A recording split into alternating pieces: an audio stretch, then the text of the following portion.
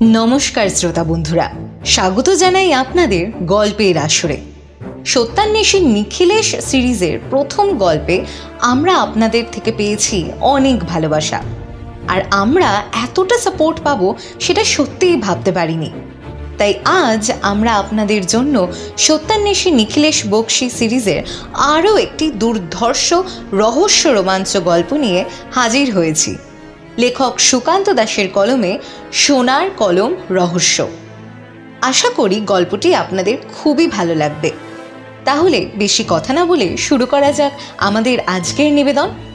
আর প্রতি সপ্তাহে এইরকম দারুণ দারুণ সব গল্প শুনতে হলে কি করতে হবে মনে আছে তো? শুধুমাত্র চ্যানেলটি সাবস্ক্রাইব করে পাশে থাকতে হবে।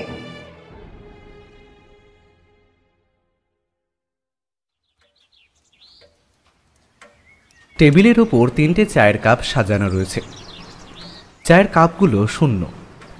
চায়ের কাপের তলায় ভালো করে দেখলে হয়তো একটু তলানিতে চা পড়ে থাকতে পারে, তবে মোট কথা হলো আমাদের চা খাওয়া শেষ হয়ে গিয়েছে। আমরা বলতে আমি, নিখিলেশ আর আমাদের সামনে বসে থাকা এক ভদ্রলোক। ভদ্রলোকের নাম সুরেন্দ্রনাথ চক্রবর্তী। তিনি আজ সকালে একবার টেলিফোন করেছিলেন, তারপর প্রায় ঘণ্টাখানেকের মধ্যেই বাড়িতে এসে পৌঁছেছেন। ভদ্রলোককে চা দেওয়া হয়েছে, তিনি চা শেষ করেছেন, কিন্তু এখনও পর্যন্ত নিজের নাম ছাড়া আর একটাও কথা বলেননি। নিখিলেশ কিন্তু নিজেও কিছু বলছিল না। নিখিলেশ মাঝে মাঝে বলে, যার কোনো সমস্যা রয়েছে তাকে প্রথমেই জোর করার প্রয়োজন নেই, তাকে নিজের মতো করে সমস্ত কথা বলতে দিতে হয়। হতেই পারে সে এমন কিছু বলে চলেছে যার সাথে কেসের কোনো সম্পর্ক নেই, তার জন্য অধৈর্য হলে চলবে না। সে আসলে এটা ওটা বলে নিজের বক্তব্যকে গুছিয়ে নেওয়ার চেষ্টা করছে। মাঝে মাঝে এমন অনেকে থাকে যারা অপ্রয়োজনীয় কথা বলতে বলতে প্রয়োজনীয় কিছু কথা বলে ফেলে, তাই তাদের কথা কখনোই বলার জন্য জোর করা উচিত নয়। তাদের সময় দেবে, সে যতটা সময় নিতে চায় ততটাই সময় দেবে। নিখিলেশ বাবু, আমার বাড়ি থেকে একটা দামি কলম চুরি হয়ে গিয়েছে। কলমটা দামি এ কারণে যে সেই কলমটা আমার ঠাকুরদা মারা যাওয়ার আগে কলমটা আমায় দিয়ে গিয়েছিলেন। এখন সেই কলমটা আমার বাড়ি থেকে চুরি হয়ে গেছে বলেই আমার মনে হচ্ছে, কিন্তু চুরি হওয়ার কোনো লক্ষণ আমি দেখতে পাইনি। হঠাৎ করে মাত্র 2 দিন আগে দেখলাম আমার বাড়ির পেনদানিতে কলমটা নেই। আমি আসলে খবরের কাগজের অফিসে কাজ করতাম, আমার কাজটা অনেকটাই লেখালেখির ওপরে ছিল, তাই কাজ ছাড়ার পরেও লেখালেখির অভ্যেসটা ছাড়তে পারিনি। মাঝে মধ্যে এটা ওটা নিয়ে লিখি, তারপর খবরের কাগজগুলোতে পাঠিয়ে দিই। বিশেষ করে কাগজে একসময় আমি কাজ করার জন্য অনেকেই আমার চেনা রয়েছেন, তাই খবরের কাগজের কলমে আমার কিছু লেখা মাঝে মধ্যেই ছাপা হয়। নিখিলেশ বাবু, দেখবেন খবরের কাগজে একটা পাতা থাকে সাহিত্যের জন্য, সেই পাতায় আমার নাম হয়তো দেখে থাকবেন আপনি। এই কারণেই ভাবছিলাম যে সুরেন্দ্রনাথ বাবু, আপনার নামটা কোথায় যেন দেখেছি, কিন্তু কিছুতেই আপনার নামটা আমি মনে করতে পারছিলাম না, এতক্ষণ বুঝতে পারছিলাম না। আসলে আমাদের প্রতিদিনই খবরের কাগজ পড়ার একটা অভ্যেস আছে, আর খবরের কাগজের প্রথম থেকে শেষ পর্যন্ত খুঁটিয়ে পড়ার অভ্যেস আমার এই বন্ধু অমরজিতেরও রয়েছে। আপনার নামটা তাহলে সেখানেই আমরা দেখে থাকবো, কি বলেন? হ্যাঁ, যাই হোক, ব্যাপারটা আমার সত্যি খুব ভালো লাগলো। আপনার সাথে পরিচয় করতে পেরেও আমার খুব একটা আনন্দ হচ্ছে আর কি। আপনি তাহলে আপনার সেই কলমটা আপনি উদ্ধার করতে চাইছেন, তাই তো? বুঝতেই পারছেন, পারিবারিক সম্পত্তি হিসেবে সেই কলমটার সঙ্গে আমার কতটা আবেগ জড়িয়ে আছে। আমার বাবা কলমটা নিজের কাছে রাখতে ভালোবাসতেন, যদিও ঠাকুরদা কলমটা আমাকেই দিয়ে গিয়েছিলেন। আমি তখন অনেক ছোট যখন আমার ঠাকুরদা মারা যায়। বাবা আমায় কলমটা প্রথমে দিতেন না, মনে করতেন আমি হারিয়ে ফেলবো। একটু বড় হতে যখন বুঝতে পারলেন না, হারানোর মতো বয়স আর আমার নেই, তখন কলমটা আমায় দিয়েছিলেন। বাবা মারা গেছেন তা প্রায় 20 বছর আগে নিখিলেশ বাবু। আমার বাড়িতে আমি, আমার স্ত্রী, আমার ছেলে এবং একটি কাজের লোক থাকে। তবে এদের মধ্যে যে কেউ কলমটা নিয়েছে সে ব্যাপারে আমি নিশ্চিত। কলম নিতে তো আর বাইরে থেকে কেউ আসবে না, কিন্তু সরাসরি তো আর কাউকে চোর বলে প্রমাণ করতে পারি না। তাই আপনার কাছে একটু সাহায্য চাইছি। অর্থাৎ আপনি মনে করেন আপনার সেই কলমটা আপনার বাড়িরই কেউ সরিয়েছে, কিন্তু তাদের তো একটা মোটিভ থাকা দরকার। সেই মোটিভ হিসেবে আপনার কি মনে হয়? হ্যাঁ, কলমটা সোনার তৈরি নিখিলেশ বাবু, আপনাকে তো আগেই বলেছি। আর আমার বর্তমান অবস্থা খুব একটা ভালো তা বলতে পারি না নিখিলেশ বাবু। টাকা পয়সা যা জমিয়েছিলাম তার অনেকটাই খরচ হয়ে গেছে এই বছরে। আমার এখন কাজ বলতে কিছুই নেই, ওই লেখালেখি বইপত্র নিয়ে থাকি। ছেলে বড় হয়েছে, সে নিজে একটা ব্যবসা করে বটে, তবে সেখান থেকে খুব একটা টাকা পয়সা আমদানি হয় না। আর কাজের লোক যে রয়েছে, আমার স্ত্রীর পায়ের একটা সমস্যা দেখা দিয়েছে, সে খুব ভালোভাবে চলাফেরা করতে পারে না, বেশিরভাগ সময় নিজের ঘরেই থাকে। সেই কারণেই তাকে রাখা, না হলে কাজের লোক রাখার মতো বিলাসিতা আমাদের নেই নিখিলেশ বাবু। ঠিক এই কারণেই আমি তিনজনকে সন্দেহ করছি, তবে তাদের সরাসরি কাউকেই কিছু বলতে পারছি না। তবে নিখিলেশ বাবু, তারা তিনজনেই জানে যে কলমটা চুরি গেছে। তারা বলছে তারা নাকি এই বিষয়ে কিছুই জানে না। কলমটার কথা আপনার বাড়ির লোকেরা ছাড়া বাইরের আর কে কে জানতো? অনেকেই তো জানতো নিখিলেশ বাবু। আমি যখন খবরের কাগজের অফিসে কাজ করতাম, তখন সেখানে সবাই কলমটার ব্যাপারে জানতো। এমনকি তারপরেও আশেপাশের লোকেরা তো জানে। কলমটার কথা জানার লোকের অভাব নেই, কিন্তু নিখিলেশ বাবু, তাদের মধ্যে কাউকে চুরি করতে হলে তো বাড়িতে আসতে হবে। আর কলমটা চুরি যাওয়ার সময় কিন্তু আমি বাড়িতে কাউকে আসতে দেখিনি। তবে বিকেলের দিকে আমি মাঝে মাঝে বাড়ি থেকে বাইরে যাই। আসলে সারাদিন তো বাড়িতেই থাকি, তাই। তবে সেই সময় যদি কেউ এসে থাকে সেটা আমি জানি না, কিন্তু বাড়ির সে কথা কেউ তো স্বীকার করতে চাইছে না যে বাইরে থেকে কেউ এসেছিল। আপনার সমস্যাটা বেশ গম্ভীর সুরেন্দ্রনাথ বাবু। কলমটা চুরি যাওয়ার পরে প্রায় 2 দিন হয়ে গেছে। এর মধ্যে যদি কলমটা কেউ বাইরের বাজারে বিক্রি করে দেয়, তাহলে সেটা খুঁজে পাওয়া সম্ভব নয়। একমাত্র যদি কলমটা বাজার পর্যন্ত গিয়ে না পৌঁছয়, তাহলে সেটা খুঁজে পাওয়ার একটা সম্ভাবনা রয়েছে। তবে আপনি বলছেন বাড়ির কেউ কাজটা করেছে। আপনি বাড়িতে খুঁজে দেখেছেন ভালোভাবে? কাজের লোকের ঘর, এমনকি আপনার ছেলের ঘরও?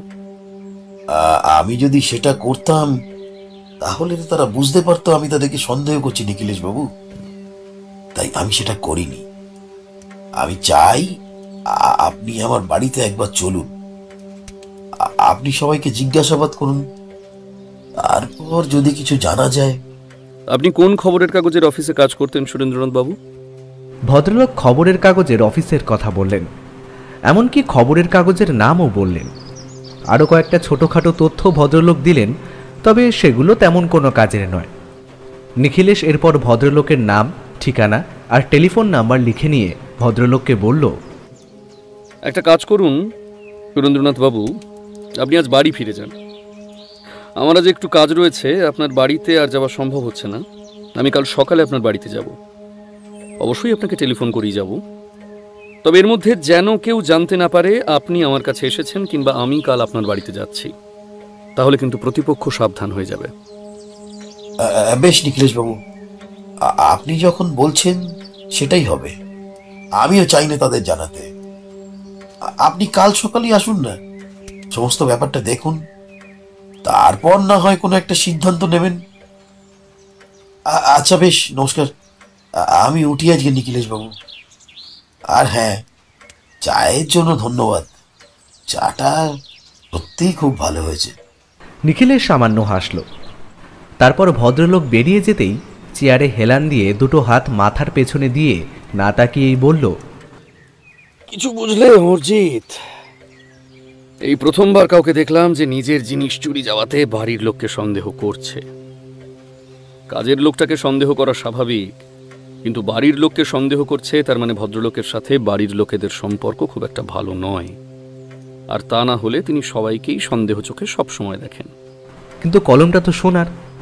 আচ্ছা নিখিলেশ, সেটা কেউ চুরি করে বিক্রি করে দিলে অনেকগুলো তো টাকা পাবে, সেক্ষেত্রে ভদ্রলোকের সন্দেহ কি স্বাভাবিক নয়? তোমার কথাই না হয় ভদ্রলোকের নিজের ছেলেকে সন্দেহ করার ব্যাপারটা আমি মেনে নিলাম, কিন্তু তার স্ত্রীর পায়ের সমস্যা রয়েছে, তিনি ভালোভাবে হাঁটা চলা করতে পারেন বলে মনে হয় না। সেক্ষেত্রে তাকে সন্দেহ করার কোনো কারণ কি হয়?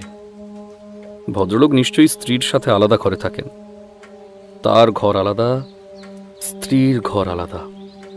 সেক্ষেত্রে তার কলম চুরি করতে হলে তার ঘর পর্যন্ত তাকে আসতে হবে।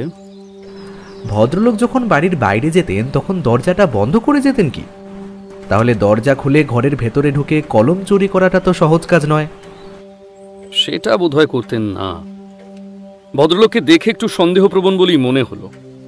সেটা যদি তিনি করতেন তাহলে সে কথাটা নিশ্চয়ই আমায় বলতেন যে ঘরের দরজা তিনি বন্ধ করে রেখেছিলেন। আমার একটা কথা মনে হচ্ছে, আসলে কলমটা ঠিক কখন চুরি গেছে সে ব্যাপারে ভদ্রলোক নিশ্চিত নন। তিনি বলেছেন 2 দিন আগে চুরি গেছে, কিন্তু সঠিক কোন সময় তিনি বলতে পারেননি। এইখানেই আমার আর একটা খটকা লাগছে। কথাটা বলেই কিন্তু নিখিলেশ চুপ করে গেল। আমি তাকে একবার জিজ্ঞাসা করলাম, কিন্তু সে কিছুই বলল না। আমি বুঝতে পারলাম নিখিলেশ এখন আর কিছুই বলবে না। আমায় জানার জন্য কাল পর্যন্ত অপেক্ষা করতে হবে। কাল ভদ্রলোকের বাড়িতে গিয়ে ব্যাপারটা দেখা যাবে। কিন্তু একটা সোনার কলম, ব্যাপারটা কিন্তু মনের মধ্যে রইল। তার দাম যতই হোক না কেন, কলমটা এই ভদ্রলোকের পারিবারিক সম্পত্তি, তাই তার প্রতি ভদ্রলোকের একটা আলাদা টান থাকবেই। কিন্তু কাজটা কে করলো? তার ছেলে নাকি তার বাড়ির কাজের লোক? নিখিলেশও কি আমার মতো কাজের লোকটিকেই সন্দেহ করছে? দুপুরের দিকে নিখিলেশ কোথায় যেন একটা বেরিয়ে পড়ল। আমি স্নান সেরে খাওয়া দাওয়া করে নিজের ঘরে দুপুরের ভাত ঘুম দিতে গিয়েছিলাম। বিকেলে উঠে দেখি নিখিলেশ বাড়িতে নেই। বৌঠানকে দেখতে পেয়ে বললাম, এই বৌঠান, নিখিলেশ কোথায় গেছে বলো তো? সে কি আমাকে বলে যায়? তবে তোমায় একটা কথা বলতে বলে গেছে ওর একটা জরুরি টেলিফোন আসতে পারে, তোমায় ওর ঘরেই থাকতে বলেছে। টেলিফোন এলে তুমি ধরবে, আর যদি দাসবাবু টেলিফোন করেন তাহলে কি বলেছেন সেই কথাটা ওকে জানাতে বলেছে। আমি বুঝতে পারলাম নিখিলেশ টেলিফোনে বোধহয় দাসবাবুর কাছ থেকে কিছু জানতে চেয়েছেন। তাই আমি নিজে নিখিলেশের ঘরে গিয়ে বসলাম। নিখিলেশ বাড়ি ফিরে আসার আধ ঘন্টা আগে দাসবাবুর টেলিফোন এলো। হ্যালো, কে? নিখিলেশ বাবু? না, নিখিলেশ একটু বেরিয়েছে। আপনি আমায় বলুন, ও আমায় বলতে বলে গেছে। ও আচ্ছা আচ্ছা, বলছি নিখিলেশ বাবু আসলে বলে দেবেন যে ওই সুরেন্দ্রনাথ বাবু ওই খবরের কাগজের অফিসেই কাজ করতেন, তবে প্রায় ওই বছর 6 কাজের পর রিটায়ার করেছেন। আর তার সোনার কলমের খবর ওই অফিসের সবাই জানতো। আচ্ছা, আর কোনো ব্যাপারে খোঁজ নিতে বলেছিল? আর একটা ব্যাপারে নিখিলেশ বাবু খোঁজ নিতে বলেছিলেন, তবে সেটা এখনো জানা যায়নি। জানা গেলে আমি ওনাকে টেলিফোন করে জানিয়ে দেবো। আর ওনাকে বলবেন আরেকবার থানায় আসতে, একটা কেসের ব্যাপারে ওনার সাথে কথা বলতে হবে। দাসবাবু টেলিফোন রেখে দিতে আমি চেয়ারে এসে বসে পড়লাম। তার মানে নিখিলেশ সুরেন্দ্রনাথ বাবুর ব্যাপারে খোঁজ খবর নিচ্ছে। তিনি যে সত্যি কথাই বলছেন সেটা তো বোঝাই যাচ্ছে। আর তার সোনার কলমের ব্যাপারটাও তাহলে সত্যি। নিখিলেশ হঠাৎ করে কোনো বিষয় নিয়ে খটকা প্রকাশ করল। যদিও সে প্রকাশ করেনি, মনে মনেই ভেবেছে, কিন্তু তার কোনো কারণ আমি খুঁজে পেলাম না। গোটা ব্যাপারটাই তো অতি সাধারণ। সুরেন্দ্রনাথ বাবুর সোনার কলম চুরি হয়ে গেছে, আর ভদ্রলোক মনে করছেন তার বাড়ির কেউ কলমটা চুরি করেছে। ব্যাপারটা অতি স্বাভাবিক, কারণ বাড়ির বাইরে থেকে কেউ ঘরে গিয়ে কলমটা যদি চুরি করে তাহলে তাকে অন্তত বাড়ির কেউ না কেউ তো দেখবেই। আর এমনটা তো হতেই পারে ভদ্রলোক কলমটার দিকে ঠিকভাবে খেয়ালই করেননি। যখন খেয়াল করেছেন তখন দেখেছেন সেটা ওখানে নেই। নিখিলেশ যে এর মধ্যে কি খুঁজে পেল সেটা আমি বুঝতে পারছিলাম না। তবে নিখিলেশ ফিরে এলো একটু পরে। নিখিলেশ ফিরে আসলে আমি তাকে বললাম, এই নিখিলেশ, দাসবাবু টেলিফোন করেছিলেন। তিনি জানালেন সুরেন্দ্রনাথ বাবু নাকি ওই খবরের কাগজের অফিসেই কাজ করতেন, আর তার সোনার কলমের ব্যাপারটা সত্যিই তিনি অফিসের অনেকেই সে কথাটা বলেছিলেন। কিন্তু তুমি ভদ্রলোককে আরও একটা ব্যাপারে খোঁজ নিতে বলেছিলে, সেই ব্যাপারটা কি বলো তো? অমরজিৎ, সুরেন্দ্রনাথ বাবু যে মিথ্যে বলছেন না সেটা আমি জানি, তাও ব্যাপারটা একটু যাচাই করে নিচ্ছিলাম। তবে আরও একটা ব্যাপার, যেটা হচ্ছে সুরেন্দ্রনাথ বাবুর বাড়িতে যে কাজের লোকটি রয়েছে তার ব্যাপারে একটু খোঁজখবর নেওয়া প্রয়োজন বলে আমার মনে হলো, কারণ চুরি করার সব থেকে বেশি সুযোগ এবং মোটিভ তারই রয়েছে। সুরেন্দ্রনাথ বাবু তাকে সন্দেহ করলেও সে কিন্তু বাড়িতে মাত্র বছরখানেক ধরে রয়েছে, তাই তার পক্ষে কাজটা করা খুব একটা কঠিন নয়। এখানে কিন্তু একটা সমস্যা রয়েছে নিখিলেশ। কাজের লোকটা যদি চুরি করার কথা ভাবতো তাহলে সে আগেই এটা করতে পারত। এত বছর ধরে সে তো ওই বাড়িতেই রয়েছে, আর তাছাড়া চুরি করার পরে সে আবার ওই বাড়িতেই আসবে কেন? তোমার কি মনে হয় একজন একটা সোনার কলম চুরি করে সেটা বাজারে বিক্রি করে যে টাকা পাবে তারপরে তাকে আবার এই মুহূর্তে অন্তত কাজ করতে হবে? এইখানেই তো সমস্যা। সে আসলে কি ভেবে চলেছে সেটা অত সহজে আমরা বুঝতে পারবো না। সে যদি পালিয়ে যেত তাহলে সন্দেহটা তার উপরেই পড়তো, তাই হয়তো সে ব্যাপারটা খুব সহজভাবেই নিচ্ছে। তবে কলমটা যে চুরি গেছে সে ব্যাপারটা কিন্তু সত্যি। এবার আমাদের কাল সকালে ওই বাড়িতে গিয়ে ব্যাপারটা খোঁজ খবর করে দেখতে হবে। তবে কলমটা তিনি একটা জায়গায় রেখে দিতেন কেন তা আমি কিছুতেই বুঝতে পারছি না। না, যতই হোক সেটা ওনার পারিবারিক সম্পত্তি, আর তাছাড়া নিখিলেশ কি যেন একটা বলতে গিয়েও চুপ করে গেল।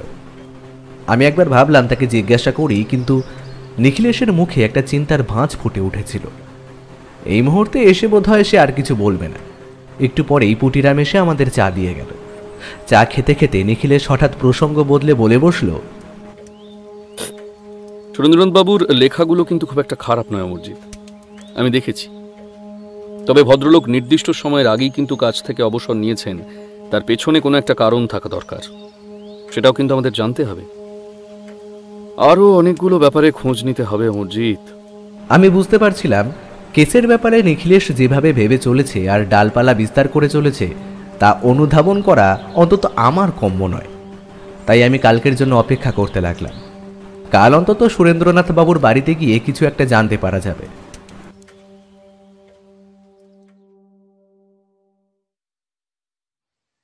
পরদিন সকালে আমি আর নিখিলেশ গিয়ে পৌঁছলাম সুরেন্দ্রনাথ বাবুর বাড়িতে। নিখিলেশ বোধহয় সকালেই টেলিফোন করে দিয়েছিল, তাই আমরা গিয়ে পৌঁছতেই দেখতে পেলাম সুরেন্দ্রনাথ বাবু বাড়ির বাইরেই বোধহয় আমাদের জন্যই অপেক্ষা করছে। ব্যাপারটা কেমন যেন মনে হলো। তবে সুরেন্দ্রনাথ বাবু আমাদের দেখে এগিয়ে এসে যখন বললেন, নিখিলেশ বাবু বাড়ি থেকে কিন্তু জানে না আসলে আপনি ঠিক কি করতে আসছেন। ব্যাপারটা একটু মাথায় রাখবেন। আমি বলেছি আমার একজন চেনা ভদ্রলোক একবার বাড়িতে আসবেন। এটাও বলেছি যে আপনাকে আমি সোনার কলমটা দেখাবো বলেছিলাম, কিন্তু আপনাকে চুরির ব্যাপারটা বলা হয়নি। আপনি বাড়িতে এলে তারপরে বলবো, এটা একটু মনে রাখবেন কিন্তু। সুরেন্দ্রনাথ বাবুর বাড়িটা বলার মতো তেমন কিছু নেই। একতলা একটা বাড়ি, পাশাপাশি 3টে ঘর, তার সামনে একটা ছোট বারান্দা। একপাশে বোধহয় রান্নাঘর, পেছনের দিকে বাথরুম, সামনে খানিকটা জায়গা রয়েছে। গোটা বাড়িটা পাঁচিল দিয়ে ঘেরা, তবে গোটা বাড়িটায় একটা প্রাচীনতার ছাপ রয়েছে। বাড়িটা আজ থেকে 50-60 বছর আগে কম করে তৈরি করা হয়েছে। আমরা বাড়িতে ঢুকতেই প্রথমেই কাজের লোকটির সঙ্গে দেখা হলো। সুরেন্দ্রনাথ বাবু বললেন, এই বাবু আমাদের জন্য একটু চা করে নিয়ে আয়। যতীন, এই যতীন, যতীন কোথায় আছে রে? এগে ছোট দাদা বাবু তো একটু বাইরে কোথাও গেছে, কোথায় গেছে তা আমি ঠিক বলতে পারবো নি বাবু। আচ্ছা ঠিক আছে, চা করে নিয়ে আয়। তো দিদিমণিকে বলতো একবার যদি আসতে পারে। আমরা একটা ঘরে গিয়ে বসলাম। সেই ঘরটাই বোধহয় সুরেন্দ্রনাথ বাবুরই ঘর। একটা আন্দাজ আমি করে নিতে পারলাম যে পাশাপাশি 3টে ঘরে 3 জন থাকে, তার মানে কাজের লোকটি এখানে থাকে না। তার বাড়ি কি তাহলে কাছাকাছি কোথাও? সে তাহলে এ বাড়ি থেকে সোনার কলমটা নিয়ে বাড়িতে চলে গেছে, তারপর কোথাও একটা লুকিয়ে রেখেছে। এই সম্ভাবনাটাই আমার মাথায় আসতে লাগলো। আমরা বসে রয়েছি, একটু পরেই কাজের লোকটি চা দিয়ে গেল। তারপর অন্য একটা ঘর থেকে এক ভদ্র মহিলা বেরিয়ে এসে আমাদের পাশের একটা চেয়ারে বসলেন। দেখেই বোঝা যায় ভদ্র মহিলার পায়ে সামান্য সমস্যা রয়েছে। তিনি একটা লাঠি নিয়ে হাঁটাচলা করেন। আমাদের পাশে বসে দুহাত তুলে নমস্কার করে বললেন, নমস্কার। আপনারা যে আসবেন তা আমি জানতাম, কিন্তু বুঝতেই পারছেন আমার শরীরটা খুব একটা ভালো নেই, সমস্যা রয়েছে। তা আপনারা যে সোনার কলমটা দেখতে এসেছেন সেটা তো আর নেই। সে কি, কিন্তু আমি যে শুনেছিলাম সোনার কলমটা এই বাড়িতেই আছে। সুরেন্দ্রনাথ বাবু, আপনি যে আমায় সোনার কলমটা দেখাবেন বলেছিলেন। আসলে আপনাকে দেখানোর ইচ্ছা তো ছিল, কিন্তু কয়েকদিন আগে সোনার কলমটা আমার ঘর থেকে চুরি হয়ে গেছে। সোনার কলমটা যে কে নিয়েছে সেটা আমি বুঝতে পারছি না। খুবই বিব্রত বোধ করছি, বুঝলেন। আমি দুঃখিত, আপনাকে ওটা দেখাতে পারলাম না। ব্যাপারটা কি আপনি পুলিশে জানিয়েছেন? মানে পুলিশ জানলে তো পুলিশ এসে আগেই বাড়ির লোককে সন্দেহ করবে, তারপর বাড়িখানা খানা তল্লাশি, এটা সেটা, সেসব আমি আর চাইছি না। তাই আর পুলিশকে ব্যাপারটা জানাইনি। এ কিন্তু অন্যায় সুরেন্দ্রনাথ বাবু, এত দামি একটা কলম। আসলে আচ্ছা, আপনার নামটা কি? আমার নাম বিকাশ সান্যাল, এ আমার বন্ধু তন্ময় রায়। আচ্ছা মাধবী দেবী, আপনার কি মনে হয় কলমটা ঘর থেকে গেল, আর গেল কোথায়? কি আর বলবো বিকাশ বাবু, আমি তো নিজেও বুঝতে পারছি না। আমার অবস্থা তো আপনি দেখছেন, আমি ঘর থেকে খুব একটা বাইরে বের হই না। তবে যেদিন শুনলাম কলমটা চুরি হয়েছে সেদিন বেরিয়েছিলাম, কিন্তু ঘর থেকে সেটা যে কে নিয়ে যাবে সেটাই বুঝতে পারছি না। কথাটা বলে মাধবী দেবী একবার পেছনের দিকে তাকালেন। কাজের লোকটি তখন রান্নাঘরে। গলার স্বর খানিক নামিয়ে এনে মাধবী দেবী আবার বললেন, এই কাজের লোকটাকে আমার সন্দেহ হয় বিকাশবাবু, আর সে চুরি করলে করতেও পারে। ও তো মাঝে মাঝে ওই ঘরে যেত। সোনার কলমটা তো লেখার টেবিলের ড্রয়ারে রাখা থাকতো, সেখান থেকে কোনো এক ফাঁকে তুলে নিয়েছে। সেটা তো হতেই পারে, তবে সোনার কলমটা যদিও চুরি করে থাকে তাহলে আবার এই বাড়িতে কাজ করতে এলো কি করে? ও কি ভেবেছে ওকে কেউ সন্দেহ করবে না? হয়তো তাই ভেবেছে। আর সোনার কলমটা খুঁজে না পাওয়া গেলে তো ওকে দোষী সাব্যস্ত করা যাবে না। ও হয়তো সেটা কোথাও লুকিয়ে রেখেছে কিংবা বিক্রি করে দিয়েছে, এখন সেটা আর পাওয়াই যাবে না। আপনার ছেলে এখনো ফিরলো না যতদূর শুনলাম। ওর নাম যতীন। যতীন বাবু, মানে সে কোথায় কোথায় গেছে? দোকানে গেছে বোধহয়। ওর একটা ব্যবসা রয়েছে, তবে আজ দোকান বন্ধ থাকার কথা। কোনো একটা কাজেই বেরিয়েছে, চলে আসবে। আপনার কি ওর সাথে কোনো দরকার রয়েছে বিকাশ বাবু? নিখিলেশ সামান্য হাসল, তারপরে বলল, না না, তেমন কোনো ব্যাপার নয়, এমনি বললাম। আচ্ছা সুরেন্দ্রনাথ বাবু, তাহলে সোনার কলমটা যখন দেখা হলো না, তাহলে আপনার লেখার টেবিলটা একবার দেখি। কোথায় বসে আপনি এত ভালো ভালো লেখা লেখেন? আমরা তিনজন সুরেন্দ্রনাথ বাবুর ঘরে গিয়ে ঢুকলাম। মাধবী দেবী উঠে তার ঘরের দিকে চলে গেলেন। ঘরে ঢুকে সুরেন্দ্রনাথ বাবু বললেন, এই যে এই টেবিলেই আমার সোনার কলমটা থাকতো নিখিলেশ বাবু। এই টেবিলের ড্রয়ারের মধ্যে আমি রাখতাম, যখন কাজ করতাম তখন বাইরেই থাকতো। কিন্তু আমার মনে আছে আমি যেদিন বিকেলে যাওয়ার আগে কলমটা ড্রয়ারের মধ্যে রেখেছি, তারপর ঘরের বাইরে থেকে দরজা বন্ধ করে বাইরে গিয়েছি। এক মিনিট সুরেন্দ্রনাথ বাবু, সেদিন আপনি ঘরের দরজা বাইরে থেকে বন্ধ করে দিয়েছিলেন, মানে কি তালা দিয়েছিলেন না শুধু ছিটকিনি দিয়েছিলেন? শুধু ছিটকিনি দিয়েছিলাম। তখন কি আর জানতাম এত বড় বিপদ ঘটে যাবে? সেটা জানলে তো তালা দিয়েই যেতাম। নিজের ঘরের লোকেদের কাছে ঘরের জিনিস লুকিয়ে রাখতে হলে সে বাড়িতে কি থাকা যায় নিখিলেশ বাবু? তারপর কখন দেখলেন যে কলমটা ওখানে নেই? সেদিন বাড়ি ফিরে ঘরে ঢুকেছি, এমন সময় আমার ছেলে এলো। ওর ব্যবসায় কি একটা সমস্যা চলছে, বেশ কিছুদিন ধরেই চলছিল। ব্যবসাপত্র ভালো যাচ্ছে না, ওর মন মেজাজ এমনিতেই ভালো ছিল না। তা আমার সাথে ব্যবসা নিয়ে বেশ কিছুক্ষণ কথাবার্তা হলো। তারপর চলে যেতেই আমরা রাতের খাবার খেয়ে দিয়ে শুয়ে পড়লাম। তখন আর কলমটার কথা মনে নেই। পরদিন সকালে লেখার টেবিলে বসেছি, কলমটা খুঁজতে গিয়ে দেখি সেটা নেই। আমি ভাবলাম মনের ভুলে অন্য কোথাও রেখেছি, তাই গোটা ঘরটা খুঁজে দেখলাম, কিন্তু নিখিলেশ বাবু কোথাও নেই। তারপরে আমার মনে হলো কলমটা হয়তো চুরি হয়ে গিয়েছে। সেই সময় এ বাড়িতে আপনার স্ত্রী, আপনার ছেলে এবং ওই কাজের লোক সবাই ছিল? হ্যাঁ নিখিলেশ বাবু, সবই ছিল। আর কলমটা যদি বিকেল থেকে রাতের মধ্যে গিয়ে চুরি হয়ে থাকে, তাহলে সে সময় এ বাড়িতে কেউ আসেনি। তাহলে এই তিনজনের মধ্যে নিশ্চয়ই কেউ একজন নিয়েছে। আমার স্ত্রী বারবার ওই কলমটা বিক্রি করে দিয়ে সেই টাকাটা ছেলের ব্যবসার কাজে লাগাতে বলেছিলেন। এমনকি আমার ছেলেও কিন্তু সেই কথাটা বলেছিল। নিখিলেশ বেশ কিছুক্ষণ কি যেন ভাবল, তারপরে বলল, আপনার ছেলের ঘরটা কি একবার ভালোভাবে দেখা যায় সুরেন্দ্রনাথ বাবু? সে দেখা যেতেই পারে, তবে আমার স্ত্রীর বা কাজের লোকটি যদি সন্দেহ হয়, আমরা ঘর তল্লাশি করছি, তাহলে কিন্তু সমস্যা হবে। আপনার স্ত্রী এখন বাইরে আসবে বলে মনে হয় না, কাজের লোকটি এদিকে না এলেই হলো। তাছাড়া অমরজিৎ, ও না হয় দরজায় দাঁড়িয়ে থাকবে, কাউকে আসতে দেখলে আমাদের সাবধান করে দেবে। ততক্ষণে আমরা একবার খুঁজে দেখি। সুরেন্দ্রনাথ বাবুর বোধহয় এই কথাটা ভালো লাগলো, তিনি রাজি হলেন। আমরা সুরেন্দ্রনাথ বাবুর ছেলের ঘরের সামনে গিয়ে দেখলাম সেই ঘরের দরজা বাইরে থেকে শেকল তোলা। তারপর দরজা খুলে সুরেন্দ্রনাথ বাবু আর নিখিলেশ ভেতরে ঢুকল।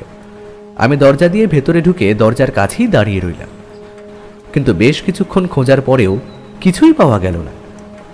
কাজের লোকটি কিন্তু একবারও আমাদের ঘরের দিকে এলো না। বেশ কিছুক্ষণ খোঁজার পরে নিখিলেশ বলল, এখানে তো কিছুই পাওয়া গেল না সুরেন্দ্রনাথ বাবু। আমার মনে হয় কলমটা যদি আপনার ছেলে নিয়ে থাকে, তাহলে সেটা এখানে নেই। তাহলে সেটা কোথায় থাকতে পারে বলে আপনার মনে হয়? নিখিলেশ কিছুই বলল না, চুপ করে কি যেন চিন্তা করতে লাগলো। বারবার ঘরের মধ্যে এদিক ওদিক তাকিয়ে দেখল, তারপর এক সময় বলল, সুরেন্দ্রনাথ বাবু, মনে হচ্ছে এভাবে কিছুই পাওয়া যাবে না। আজকের মতো আমরা এখান থেকে চলে যাচ্ছি। আপনি একটা কাজ করুন, যদি সম্ভব হয় আপনার ছেলের সাথে একবার কথা বলুন। তার সাথে আমারও একবার কথা বলার দরকার। সে যদি চলে আসে তো। নিখিলেশের কথা শেষ হওয়ার আগেই বাইরে থেকে একটা গলার স্বর শোনা গেল। বোধহয় সুরেন্দ্রনাথ বাবুর ছেলে এসেছে। সেটা শুনে আমরা তাড়াতাড়ি ঘরের দরজা বন্ধ করে বাইরে চলে এলাম, কিন্তু ততক্ষণে যতীন দরজার সামনে এসে পড়েছে। সে একটু অবাক হয়ে আমাদের দিকে তাকিয়ে রইল। তাই দেখে সুরেন্দ্রনাথ বাবু বললেন, ও তোর ঘরটা একটা বিকাশ বাবুকে দেখাচ্ছিলাম। ওনার নাম বিকাশ, একসময় উনি আমার সঙ্গে কাজ করতেন। হ্যাঁ, আজকে উনি আমার সোনার কলমটা দেখতে এসেছিলেন, বুঝলি, কিন্তু সেটা তো আর নেই, সেটা তো চুরি হয়ে গেছে। যতীন কেমন যেন একটা চোখে নিখিলেশের দিকে বেশ কিছুক্ষণ তাকিয়ে রইল, তারপরে বলল, আপনার নাম বিকাশ সান্যাল? হ্যাঁ যতীন, আমার নাম বিকাশ সান্যাল। তোমার ঘরটা আমি ঘুরে দেখছিলাম, বেশ ভালোই লাগলো। তবে সোনার কলমটা দেখতে পেলে না আর একটু ভালো লাগতো, তবে সেটা যখন সম্ভব হলো না তখন। যতীন একটু অবাক হয়ে নিখিলেশের দিকে তাকিয়ে বলল, আপনি ঠিক কি বলতে চাইছেন বলুন তো বিকাশবাবু? তুমি ঠিকই বলেছিলে যতীন, অত দামি একটা কলম শুধু শুধু বাড়িতে রাখাটা অপ্রয়োজনীয়। সেটা বিক্রি করে যদি টাকাটা কোনো কাজে লাগে, তাহলে তো ব্যবসার কাজেই লাগানো যাবে, বলো? হ্যাঁ, আর সেটাই তো বোধহয় ভালোও হয় নাকি? হ্যাঁ, এখন তো মাঝখান থেকে শুধু শুধু কলমটা চুরি হয়ে গেল, কোনো কাজেই লাগলো না, তাই না? যতীন বোধহয় এবার একটু স্বাভাবিক হয়ে এসেছিল। আমরা হাঁটতে হাঁটতে সুরেন্দ্রনাথ বাবুর ঘরের দিকে গেলাম। আমাদের সাথেই যতীন এলো। একসময় যতীন বিছানার একপাশে দাঁড়িয়ে বলল, আমি বাবাকে অনেকবার বলেছিলাম বিকাশবাবু যে কলমটা আমায় দিয়ে দিতে, কলমটা বিক্রি করে আমি টাকাটা ব্যবসার কাজে লাগাই। এই মুহূর্তে ব্যবসায় বেশ কিছুটা টাকা লাগাতে না পারলে ব্যবসাটা আমার বাঁচানো যাবে না। কিন্তু বাবা আমার কথা কিছুতেই শুনলেন না। নিখিলেশ হঠাৎ করে বলে উঠল, সুরেন্দ্রনাথ বাবু, এ কিন্তু আপনার ঠিক কাজ নয়। আপনি আপনার ছেলের কথা শুনতে পারতেন না? হ্যাঁ, পারতেন না? চাকে যা হয়ে গেছে তা হয়ে গেছে, এখন আর সেটা নিয়ে ভেবে লাভ নেই। দেখুন আপনার ছেলের ব্যবসাটাকে বাঁচানো যায় কিনা। আপনি তো অনেক দিন হলো রিটায়ার করেছেন নাকি? হ্যাঁ, তা আপনার ছেলের ব্যবসাটা আপনি না বাঁচালে কিন্তু ভবিষ্যতে আপনাদেরই সমস্যা হবে, সেদিকে তো একটু দেখবেন। যাগে, আমি এখন চলি, বুঝলেন? আবার পরে অন্য কোনো সময় আসবো। সোনার কলমটা দেখতে পেলাম না, সে আক্ষেপটা কিন্তু থেকেই যাবে। আচ্ছা, সুরেন্দ্রনাথ বাবু চলে যেতে তুমি অন্তত সোনার কলমটা সামলে রাখতে পারতে। বাজারে ওটার দাম বেশি হলেও ওটা কিন্তু তোমাদের পারিবারিক সম্পত্তি, সেটা কিন্তু তোমায় মাথায় রাখার দরকার ছিল। ওটা কিছুতেই বেহাত হতে দিতে তুমি অন্তত পারো না। নিখিলেশের শেষের কথাগুলো শুনে যতীন যেন কেমন চমকে উঠল। নিখিলেশের দিকে একভাবে তাকিয়ে রইল সে। আমি আর নিখিলেশ সুরেন্দ্রনাথ বাবুর কাছ থেকে বিদায় নিয়ে চলে এলাম। সুরেন্দ্রনাথ বাবু আমাদের ছাড়তে বাড়ির বাইরে পর্যন্ত এলেন। শেষ মুহূর্তে সুরেন্দ্রনাথ বাবু বললেন, নিখিলেশ বাবু, আপনি তো মনে হয় কিছুই বুঝতে পারলেন না, কিন্তু আমার সোনার কলমটা কে নিয়েছে সেটা কি আপনি বুঝতে পারলেন? আর একটু সময় লাগবে সুরেন্দ্রনাথ বাবু, তবে মনে হচ্ছে আপনার ধারণাই সঠিক। আপনার বাড়ির কেউই কলমটা নিয়েছে, তবে আপনার স্ত্রী এই কাজটা করতে পারে বলে আমার মনে হয় না। বাকি রইল আপনার ছেলে আর আপনার বাড়ির কাজের লোকটি। কাজের লোকটিকে খুব একটা সুবিধের বলে আমার মনে হচ্ছে না। আমায় অন্তত আরো 2 দিন সময় দিন, তারপরে আমি জানাচ্ছি। তবে কলমটা যাতে বাইরে কোথাও না যায় সে ব্যাপারটা আমি দেখব। এসব জিনিস সাধারণ কোনো দোকানে বিক্রি করা যায় না, আর সেদিকটাও আমি খবর রাখছি। সুরেন্দ্রনাথ বাবু, আপনি চিন্তা করবেন না। নিখিলেশের কথায় সুরেন্দ্রনাথ বাবু হতাশ দৃষ্টিতে নিখিলেশের দিকে তাকিয়ে রইলেন। তারপরে বললেন, আমার ছেলের কথাটা শুনলেই বোধহয় ভালো হতো নিখিলেশ বাবু। সোনার কলমটা বিক্রি করে দিলে সেই টাকাটা অন্তত তার ব্যবসার কাজে লাগানো যেত। এখন তো সব দিক থেকেই আমার লোকসান হলো নিখিলেশ বাবু। কলমটাও গেল, আর তাছাড়া ছেলের ব্যবসাটাও ডুবতে বসেছে। কি করব আমি কিছুই বুঝতে পারছি না। আপনি কিছু একটা করুন নিখিলেশ বাবু। নিখিলেশ আর কিছু বলল না। পথে ফিরতে ফিরতে নিখিলেশকে দেখলাম খুব মন দিয়ে কিছু একটা চিন্তা করছে। তাই দেখে আমি বললাম, কি ভাবছো বলো তো তুমি? আমার কেমন যেন মনে হচ্ছে ওই সোনার কলমটা এখনো সুরেন্দ্রনাথ বাবুর বাড়িতেই আছে। নিখিলেশের কথায় আমি চমকে উঠলাম। বললাম, কিন্তু সুরেন্দ্রনাথ বাবুর ঘর তো তুমি নিজেই খুঁজে দেখলে, আর তার ছেলের ঘর তো তোমরা দুজন মিলে খুঁজে দেখেছো। তারপরেও তার ঘরে কিংবা ওই বাড়িতে কলমটা থাকে কি করে? মাঝে মাঝে আমরা অনেক কিছু এমন জায়গায় লুকিয়ে রাখি যেটা একমাত্র আমরা জানি, আর জিনিসটা সবার চোখের সামনেই থাকে কিন্তু সবাই দেখতে পায় না। আমরা লুকোনো জিনিস খোঁজার সময় এমন কোনো জায়গায় খুঁজি যেটা অতি গোপন স্থান। আমার মনে হয় কলমটা যে চুরি করেছে সে এমন কোথাও ওটা রেখেছে যেটা আমাদের চোখের সামনেই আছে, অথচ আমরা দেখতে পাচ্ছি না। কিছু একটা তো আমি দেখতে পাচ্ছি না অমরজিৎ, কিছু একটা তো আমি দেখতে পাচ্ছি না। তুমি কি সুরেন্দ্রনাথ বাবুর ছেলেকে সন্দেহ করছো নিখিলেশ? অমরজিৎ, আমি এখনো দুজনকেই সন্দেহ করছি, তবে শক্ত কোনো একটা সূত্র না পাওয়া পর্যন্ত যে কোনো একজনের ক্ষেত্রে কোনো অনুমান আমি করতে পারছি না, আমি চাইছিও না। তবে আমার অনুমান বলছে কলমটা এখন ওই বাড়িতেই আছে। সেক্ষেত্রে কাজের লোকটিকে সন্দেহ করার ধারণা কিন্তু কমে যায়। সন্দেহটা একজন কি হয়, সেটা হলো সুরেন্দ্রনাথ বাবুর ছেলে যতীন। আমারও সেটাই মনে হচ্ছে, বুঝলে। তার ব্যবসা ইদানিং ভালো যাচ্ছে না। এই সময়টা কলমটা সে পেলে সেই কলমটা বিক্রি করে ব্যবসাটা ঠিকঠাকভাবে করতে পারবে সে। হতেই পারে অমরজিৎ, আবার নাও হতে পারে। এক্ষুনি ব্যাপার নিয়ে কিছু বলা প্রয়োজন নেই। চলো বাড়ি ফিরে যাই, তারপর দেখা যাবে। নিখিলেশের সাথে এই বিষয়ে আর কোনো কথা হলো না। আমিও ভাবছিলাম হয়তো সোনার কলমটা সুরেন্দ্রনাথ বাবুর ছেলেই চুরি করেছে, তার মোটিভও পরিষ্কার। কিন্তু নিখিলেশ বারবার কেন বলছে কলমটা ওই বাড়িতেই আছে? তাহলে কি কলমটা যতীনের ঘরেই আছে? সেটাই যদি হয় তাহলে সেটা কোথায় রয়েছে? পরদিন সকালে নিখিলেশের তলব শুনে তার ঘরে গিয়ে কিন্তু আমি চমকে উঠলাম। নিখিলেশের ঘরে উল্টো দিকের চেয়ারে বসে রয়েছে যতীন। আমায় দেখে যতীন সামান্য হাসল, তারপরে বলল, অমরজিৎ বাবু, আপনার লেখা নিখিলেশ বাবুর সমাধান করার রহস্যের আমি কিন্তু একজন ভক্ত। আমি কালই ভাবছিলাম আপনাদের চেনা চেনা মনে হচ্ছে, কিন্তু কিছুতেই বুঝতে পারছিলাম না। নিখিলেশ বাবুর বলা শেষের কথাগুলো আমি কিছুটা ধরতে পেরেছিলাম, তবে তখন ব্যাপারটা আমার কাছে পরিষ্কার হয়নি। আজ সকালেই মনে হলো আপনাদের কথা, তাই চলে এলাম। তুমি যখন এতটা বুঝতে পেরেছো, তাহলে এটাও বুঝতে পেরেছো যে তোমার বাবা আমাদের এই সোনার কলমটা উদ্ধারের জন্যই ডেকে পাঠিয়েছিলেন। কিন্তু নিখিলেশ বাবু, আমি আপনাকে সত্যি কথা বলছি, ওই কলমটা আমি চুরি করিনি। আর আমি চুরি করতে যাব কেন? হ্যাঁ, মানছি ওটা আমার প্রয়োজন ছিল, আমার ব্যবসার কাজে টাকার প্রয়োজন ছিল, কিন্তু ওটা আমাদের পারিবারিক সম্পত্তি নিখিলেশ বাবু। বাবা ওটাকে খুব ভালোবাসেন, বাবা ওটা কখনোই নিজের হাতছাড়া করেন না। আর ওটা আমি চুরি করে বিক্রি করে দেবো? না না না না, এতটা ছোট লোক এখনো হয়ে উঠতে পারিনি। নিখিলেশ একবার আমার দিকে তাকালো, তারপরে বলল, যেদিন সকালে কলমটা চুরি যাওয়ার কথা, তার আগের দিন কি তোমাদের বাড়িতে কেউ এসেছিল? তোমার মনে পড়ে?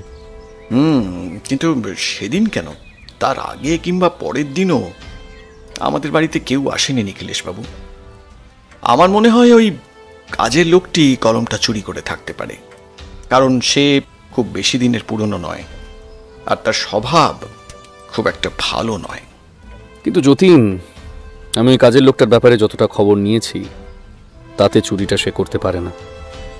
সে যদি ওই সোনার কলমটা চুরি করতো, তাহলে নিশ্চয়ই সেটা তার বাড়িতে রেখে দিত না, সেটা বিক্রি করার চেষ্টা করত। আর এছাড়াও সেই কাজের লোকটির অনুপস্থিতিতে তার বাড়িতে আমি ওই সোনার কলমের ব্যাপারে খোঁজ নিয়েছি। আমার মনে হয় না সে চুরিটা করেছে যতীন। কিন্তু নিখিলেশ বাবু, তাহলে সোনার কলমটা গেল কোথায়? নিখিলেশ চুপ করে কিছুক্ষণ কি যেন ভাবল, তারপরে বলল, আমার মনে হচ্ছে কলমটা তোমাদের বাড়িতেই কোথাও আছে। চলো তো একবার তোমাদের বাড়িতে যাই, তোমার মায়ের ঘরটা ভালো করে দেখা দরকার। তুমি যখন ওটা নাওনি, কাজের লোকটিও নেয়নি, তাহলে তো বেঁচে থাকে একজন। যতীন যেন অবাক হয়ে নিখিলেশের দিকে তাকালো, বলল, ওটা মা চুরি করেছে তাহলে? হ্যাঁ, কিন্তু মা কেন করবে? আমার ওটাই মনে হচ্ছে যতীন, তোমার মা কলমটা ঠিক চুরি করে নিয়ে কলমটা নিজের কাছে সরিয়ে রেখেছেন। আমার মনে হয় তিনি ওটা তোমায় তোমার ব্যবসায় কাজে লাগানোর জন্য দিয়ে দিতে চেয়েছিলেন, কিন্তু তার মধ্যেই ব্যাপারটা চুরির পর্যায়ে চলে যাওয়ায় তিনি সেটা করতে পারছেন না। তুমি সেটা নিতে চাইবে বলে তিনি মনেও করেন না, তাই তিনি সমস্যায় পড়েছেন। এখন কথাটা খুলে বলতে পারছেন না। যতীন এবার যেন নিখিলেশের কথাটা বুঝতে পারল। সে বলল, ঠিক আছে নিখিলেশ বাবু, আপনি যখন চাইছেন, তাহলে চলুন দেখা যাক সোনার কলমটা উদ্ধার করা যায় নাকি। তবে নিখিলেশ বাবু, সেটা যদি মা আমায় দিতেন, তাহলেও কিন্তু আমি ওটা নিতাম না। ওটা বাবার বড্ড ভালোবাসার জিনিস নিখিলেশ বাবু, ওটা আমি কেমন করে বিক্রি করে দেব? একটু পরেই আমরা তিনজনে বেরিয়ে চললাম সুরেন্দ্রনাথ বাবুর বাড়ির উদ্দেশ্যে। সুরেন্দ্রনাথ বাবুর বাড়িতে পৌঁছে দেখলাম সুরেন্দ্রনাথ বাবু ও তার স্ত্রী মাধবী দেবী বাড়িতেই রয়েছেন। আমাদের সাথে যতীনকে দেখে ওরা কেমন যেন একটু অবাক হয়ে গেল। সুরেন্দ্রনাথ বাবু এগিয়ে এসে বললেন, এই যতীন, তুমি নিখিল বাবু মানে বিকাশ বাবুর সাথে কি করছো? আমার কাছ থেকে আর লুকিয়ে লাভ নেই বাবা। আমি জানি উনি বিকাশ বাবু নন, উনি নিখিলেশ বাবু। আর তুমি নিজে ওনাকে ওই সোনার কলম উদ্ধার করার জন্য যে ডেকে এনেছো, সেটাও আমি জানি। আমার সাথে নিখিলেশ বাবুর ওই ব্যাপারে কথা হয়েছে। আমি ঠিক দেখলাম নাকি ভুল দেখলাম জানি না, তবে নিখিলেশের কথাটা শুনেই মাধবী দেবীর মুখটা কেমন যেন সামান্য সময়ের জন্য বদলে গেল। তিনি বললেন, নিখিলেশ বাবু মানে সেই গোয়েন্দা নিখিলেশ? নিখিলেশ সামান্য হেসে বলল, একটু ভুল করছেন মাধুরী দেবী, আমি গোয়েন্দা নই, আমি সামান্য সত্যান্বেষী মাত্র। আপনার ঘরটা আমরা একবার খুঁজে দেখব। আমার ধারণা সোনার কলমটা আপনার ঘরেই রয়েছে। নিখিলেশের কথা শুনে মাধবী দেবী অবাক হয়েছিলেন, তেমনি সুরেন্দ্রনাথ বাবু অবাক হলেন। তিনি বললেন, কিন্তু নিখিলেশ বাবু, আপনি যে বলেছিলেন আমার স্ত্রী ওটা চুরি করতে পারে না। উনি চুরি করেছেন সে কথাটা তো আমি একবারও বলছি না। উনি শুধু সোনার কলমটা আপনার ঘর থেকে সরিয়ে ওনার ঘরে নিয়ে গিয়ে রেখেছেন, ব্যাস। আপনি কিন্তু অকারণে আমায় দোষারোপ করছেন নিখিলেশ বাবু। আসুন আমার ঘরে দেখুন, আমার ঘরে সোনার কলমটা রয়েছে নাকি। আমরা সবাই মাধবী দেবীর ঘরে গিয়ে ঢুকলাম। মাধবী দেবীর বিছানার একপাশে বসে রইলেন নিখিলেশ। যতীন সুরেন্দ্রনাথ বাবুর ঘরের মধ্যে এদিক ওদিক খুঁজতে লাগলো, কিন্তু বেশ কিছুক্ষণ খোঁজার পরেও কিন্তু কোনো কিছুই পাওয়া গেল না। একসময় মাধবী দেবী বললেন, আমার তো মনে হয় কলমটা ওই কাজের লোকটাই চুরি করেছে। কাজের লোকটি কাছেই দাঁড়িয়েছিল। সেই কথাটা শুনে একটু যেন অবাক হয়ে নিজের সপক্ষে কিছু বলার চেষ্টা করল, কিন্তু তার আগেই নিখিলেশ বলল, কাজের লোকটি চুরি করেনি। তার স্বভাব কেমন কিংবা তার অন্য কোনো দোষ আছে কিনা সে ব্যাপারে আমি জানি না, তবে চুরিটা সে করেনি। এই কথাটা শুনে কাজের লোকের মুখে সামান্য হাসি ফুটল। সে যেন স্বস্তি পেল। এতদিন ধরে এই ব্যাপারটা সে বুঝতে পারছিল যে তাকে সবাই সন্দেহ করছে। এখন নিখিলেশের মুখে এমন একটা কথা শুনে সে বোধ হয় নিজেকে নির্দোষ প্রমাণ করতে পেরে খানিকটা শান্তি পেল। তবে সোনার কলমটা কিন্তু কোথাও পাওয়া যাচ্ছিল না। আমি এদিক ওদিক তাকাচ্ছিলাম। ঘরের দেওয়ালে একটা ঘড়ি ঝোলানো ছিল। সেই ঘড়িটার সামনের কাচের গায়ে সামান্য আঁচড় মতো রয়েছে। আমি সেদিকে তাকিয়ে রয়েছি, হঠাৎ বুঝতে পারলাম ঘড়িটার দুটো কাঁটা যেন ঠিক জায়গায় থেমে নেই। বেশিক্ষণ ধরে তাকিয়ে থাকার পর বুঝতে পারলাম আসলে ঘড়ির কাঁটাগুলো ঘুরছে না, ঘড়িটা কখন যেন বন্ধ হয়ে গেছে। এদিকে নিখিলেশ গোটাগড় খুঁজতে খুঁজতে একসময় বলল, আমার অনুমান বলছে কলমটা এই ঘরেই আছে, কিন্তু সেটা যদি না হয় তাহলে কেসটা প্রথম থেকে শুরু করতে হবে অমরজিৎ। তুমি কি কিছু বুঝতে পারছো? আমি ঘড়িটার দিকে তাকিয়ে থাকতে থাকতে অন্যমনস্কের মতোই বললাম, নিখিলেশ, ঘড়িটা তো বন্ধ রয়েছে, তাহলে একটা বন্ধ ঘড়ির দেওয়ালে ঝুলিয়ে রাখা হয়েছে কেন? আমার কথার উত্তরে যতীন অন্যমনস্কের মতোই বলল, ওই ঘড়িটা, হ্যাঁ, ওই ঘড়িটা মায়ের খুব পছন্দের। ঘড়িটা মাত্র 2 দিন আগে খারাপ হয়েছে, তবে মা সেটাকে নামিয়ে দোকানে নিয়ে যেতে দেয়নি। তবে ঘড়িটার গায়ে ওই আঁচড়টা কিভাবে পড়লো সেটা আমি বুঝতে পারছি না। ঘড়িটা মনে হয় কোথাও পড়ে গিয়েছিল। কথাটা শুনে নিখিলেশ কেমন যেন থমকে দাঁড়ালো। তারপর মাধবী দেবীর দিকে সরাসরি তাকিয়ে বলল, একটা বন্ধ ঘড়ি আপনি দেওয়ালে ঝুলিয়ে রেখেছেন কেন? আর ঘড়ির কাঁচের গায়ে ওই আঁচড়টা পড়লো কখন? যতীন, সুরেন্দ্রনাথ বাবু, আপনারা একবার মনে করে বলুন তো, ঘড়ির গায়ে ওই আঁচড়টা সোনার কলমটা চুরি যাওয়ার আগে ছিল না পরে হয়েছে? নিখিলেশ আসলে কি বলতে চাইছে সেটা যেন আমি হঠাৎ করেই বুঝতে পারলাম। আঁচড়টা দেখতে আরো একটু সামান্য এগিয়ে যেতেই মনে হলো আঁচড়টা বেশ নতুন। যতীন একটু আমতা আমতা করে বলে উঠল, যতদূর মনে পড়ে সোনার কলমটা চুরি যাওয়ার পরেই ওই আঁচড়টা আমি দেখেছি। তাহলে কি নিখিলেশ বাবু? মাধবী দেবীর মাথাটা নিচু হয়ে এলো। যতীন ঘরের এক পাশ থেকে একটা চেয়ার টেনে এনে তার উপরে উঠে ঘড়িটা পারতে যেতে ঘড়ির পেছনের দিক থেকে একটা সোনার কলম মাটির উপর টপ করে পড়ল। সুরেন্দ্রনাথ বাবু প্রায় চিৎকার করে বলে উঠলেন, এই তো আমার সোনার কলম। নিখিলেশ মাটি থেকে সোনার কলমটা হাতে তুলে নিয়েছিল। আমি প্রায় মুগ্ধ হয়ে দেখলাম, সত্যি গোটা কলমটা সোনা দিয়ে তৈরি। এমন একটা কলম নিজের কাছে থাকা যে কতটা সৌভাগ্যের সেটা এই কলমটা না দেখলে বোঝা যায় না। সুরেন্দ্রনাথ বাবু কলমটা হাতে নিয়ে বেশ কিছুক্ষণ ঘুরিয়ে ফিরিয়ে দেখে নিখিলেশের দিকে তাকিয়ে বললেন, নিখিলেশ বাবু, আমার সোনার কলমটা আমি পেয়ে গেছি। মাধবী দেবী, আপনাকে বলার মতো আমার কিছুই নেই, তবে একটা কথা আপনাকে আমি বলবো। আমি জানি আপনি কলমটা সরিয়ে রেখেছিলেন আসলে আপনার ছেলেকেই দেওয়ার জন্য। আপনার ছেলের ব্যবসায় কিছুটা টাকার প্রয়োজন ছিল, তবে আপনি আপনার স্বামীর সাথে কথা বলে নিলেই পারতেন। এটা না করলেও হতো। আমার মনে হয় না আপনি কলমটা আপনার ছেলেকে দিলেও সে এই কলমটা বিক্রি করতে চাইতো। সে নিজে কখনো চাইতো না তার পারিবারিক সম্পত্তি বাইরে চলে যাক। এবার গোটা ব্যাপারটাই আপনাদের পারিবারিক ব্যাপার, আপনারা যেভাবে চাইবেন সমাধান করবেন। আমার কাজ এখানে শেষ, এখন চলি। চলো মসজিদ। আমরা বেরিয়ে আসছিলাম, এমন সময় মাধবী দেবী বললেন, ছেলেটা অনেক কষ্ট করে ব্যবসাটা দাঁড় করিয়েছে। নিখিলেশ বাবু, তিলে তিলে ব্যবসাটা কিভাবে ও তুলেছে সেটা আমি জানি, ওর বাবাও জানে, কিন্তু ছেলেটার ব্যবসায় এখন অনেকগুলো টাকা প্রয়োজন। সেটা না পেলে ওর ব্যবসাটা ডুবে যাবে। ওই কলমটা যদি বিক্রি করে টাকাটা ওর ব্যবসার কাজে লাগানো যায়, তাহলে সেটা আমাদের ভবিষ্যতের জন্যই ভালো। সেটা ওনাকে কেউ বোঝাবে?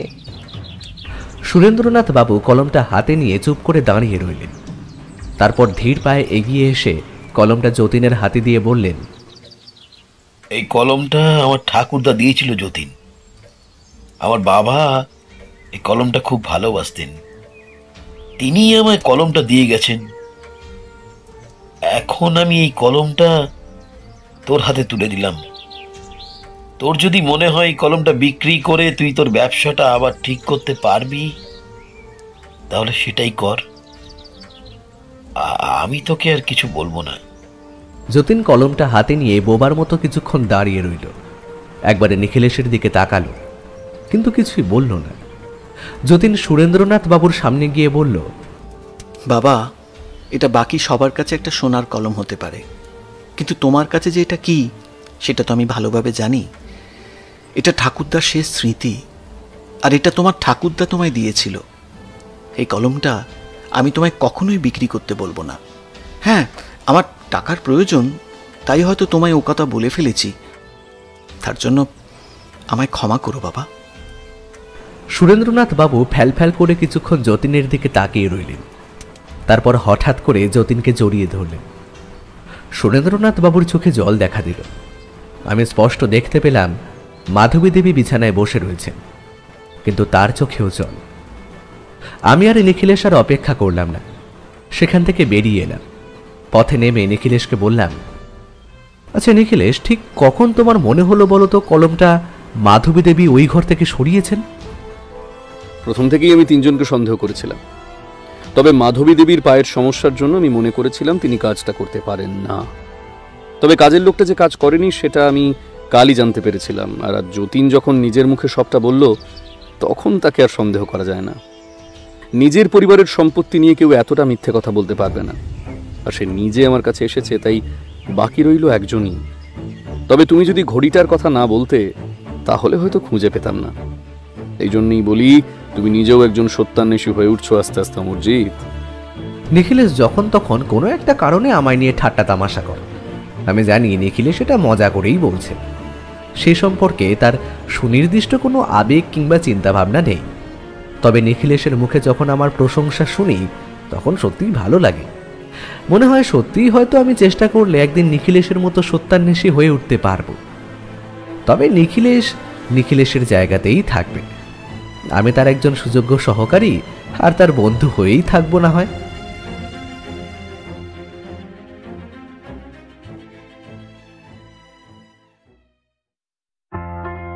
এতক্ষণ আপনারা শুনছিলেন লেখক সুকান্ত দাশের কলমে সোনার কলম রহস্য। তাহলে কেমন লাগলো আমাদের আজকের এই নিবেদন? কমেন্টে জানাতে ভুলবেন না কিন্তু। আর প্রতি সপ্তাহে দারুণ দারুণ সব গল্প শুনতে হলে চ্যানেলটি সাবস্ক্রাইব করে পাশে থাকবেন। অসংখ্য ধন্যবাদ।